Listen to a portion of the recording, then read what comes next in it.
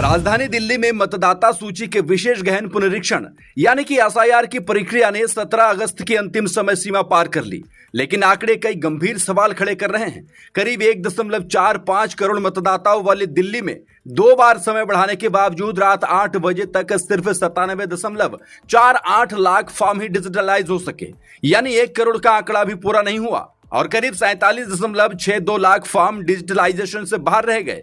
अब सवाल सिर्फ तकनीकी प्रक्रिया का नहीं बल्कि यह है कि इतनी बड़ी संख्या में मतदाताओं के नाम और उनके अधिकारों की सुरक्षा कैसे सुनिश्चित होगी। 2 बार तारीख बढ़ी फिर भी लक्ष्य अधूरा। दिल्ली में एसआईआर की प्रक्रिया 30 जून से शुरू हुई थी। इससे पहले इसकी समय सीमा 29 जुलाई तय थी। बाद में इसे बढ़ाया गया 7 अगस्त, फिर 17 अगस्त को अंतिम तारीख बनाया गया। 2 बार समय मिलने के बावजूद 17 अगस्त रात 8 बजे तक की आधिकारिक स्थिति यह बताती है कि दिल्ली में 1,45,10,299 मतदाताओं के मुकाबले सिर्फ 97,47,879 इमोरेशन फॉर्म से डिजिटलाइज हो पाए, यानी 32.82% फॉर्म यानी कि 47,62,420 फॉर्म डिजिटलाइज नहीं हुए। यहाँ कोई छोटी संख्या नहीं है, यह संख्या कई राज्यों की कुल आबादी से भी बड़ी है। ऐसे में इसे महज प्रशासनिक देरी या तकनीकी कमी कहकर नजरअंदाज करना लोकतांत्रिक प्रक्रिया की गंभीरता को कम करके आंकना होगा।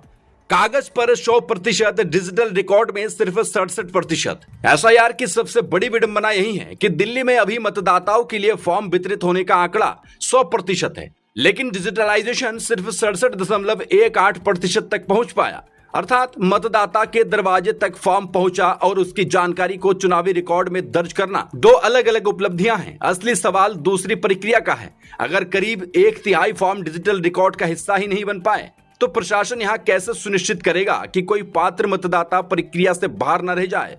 चुनाव आयोग का घोषित सिद्धांत है, no eligible citizen is left out while no eligible person is included in the electoral roll. लेकिन दिल्ली के आंकड़े इस लक्ष्य के सामने एक बड़ा सवाल खड़ा करते हैं। 47 लाख सिर्फ आंकड़ा नहीं, लोकतंत्र की परीक्षा है। 47.62 लाख फॉर्म का डिजिटलाइजेशन ना होना सिर्फ एक प्रशासनिक आंकड़ा नहीं है। हर फॉर्म के पीछे एक मतदाता है, उसका परिवार है और उसका मतदान का संवैधानिक अधिकार भी। यहां जरूरी है कि इन आंकड़ों को सीधे 47 लाख मतदाताओं के नाम कटने के बराबर ना माना जाए। आगे ड्राफ्ट सूची, दावे और आपत्तियां की प्रक्रिया होगी। लेकिन सवाल यह है कि अगर प्रक्रिया के इस चरण में ही इतनी बड़ी संख्या पीछे रह गई है तो आगे यहां सुनिश्चित करने की जिम्मेदारी किसकी होगी कि एक भी पात्र नागरिक अपने मताधिकार से वंचित ना हो। दिल्ली के आंकड़े और भी बेचैन करते हैं। जिलावार आंकड़े भी एक समान तस्वीर नहीं दिखाते। कहीं डिजिटलाइजेशन 75% से ऊपर है तो कहीं 60% के आसपास अटका हुआ है। दक्षिण पूर्वी दिल्ली में डिजिटलाइजेशन सिर्फ 56.32% रहा,